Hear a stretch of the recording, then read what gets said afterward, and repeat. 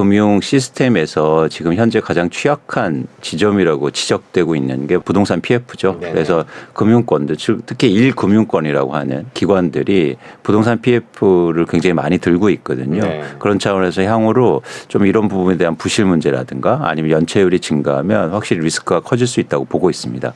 최근에 보면 실제로 연체율이 조금씩 올라오고 있긴 해요. 그래서 우리나라 전체 규모가 한 PF, 부동산 PF가 100조 원 정도 되거든요. 100조 원이요? 예, 그러니까 네. 규모가 상당히 크죠. 네. 그래서 그런 쪽에서 연체율이 올라오는 거 보면 리스크가 전혀 없다고는 할 수는 없습니다. 1금융권, 2금융권 다 포함돼서 그 정도 되는 그렇습니다. 그런데 과거하고 다르게 1금융권의 비중이 좀 커졌어요. 네. 그래서 이 문제를 저희가 좀 관심 있게 봐야 되는 이유가 시스템 리스크로 확대될 가능성도 뭐 배제하지 못한다는 거죠.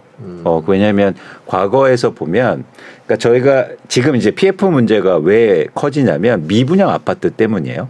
네. 그래서 쉽게 말해서 개발하는 돈을 빌려줬는데 그 아파트가 안 팔리니까 상환이 안 될 리스크가 커지는 거죠. 네. 그래서 결국엔 미분양 아파트가 근본적인 원인인데 이거하고 유사한 과거 경험이 있었습니다. 2008년도, 9년도에 한국의 미분양 아파트가 16만 가구를 넘었던 적이 있어요. 네. 네, 그때도 부동산 PF가 커졌었죠.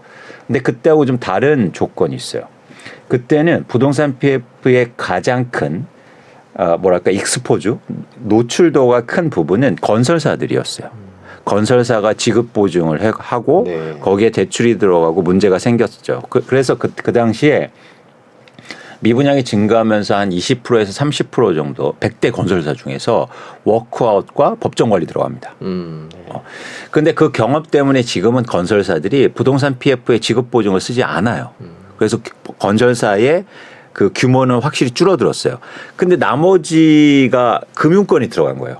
이해하셨죠? 건설사 대신에 금융권에서 지급 보증을 해주고 있고. 그렇죠. 그게 대표적으로 뭐 캐피탈사라든가 증권회사들인가 이런 데가 이제 들어간 거죠. 네.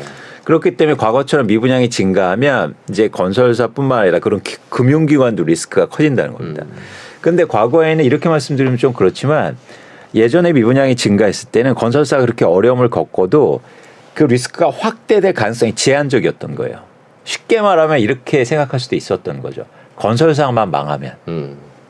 네. 근데 지금은 금융권까지 연결이 돼 있으니까 이게 조금 더 리스크가 예를 들어서 저희로 말하면 뭐 체계적 리스크라고도 하는데 체계적 위험. 그렇게 확장될 가능성을 배제하지 못한다는 거죠. 그래서 과거하고는 좀 다른 모습이다. 그래서 이 미분양 아파트라든지 부동산 PF를 좀 관심 있게 보는 이유이기도 합니다. 저희가 레고랜드 사태가 네네. 금융기관 전반에 대해서 얼어붙은 이유가 단적인 예예요. 거의 2천억 규모밖에 안 됐거든요. 그럼에도 불구하고 향후에 체계적 리스크, 즉 시장 리스크로 확대될 가능성 때문에 갑자기 확 얼어붙잖아요. 그럴 가능성이 있다는 거죠.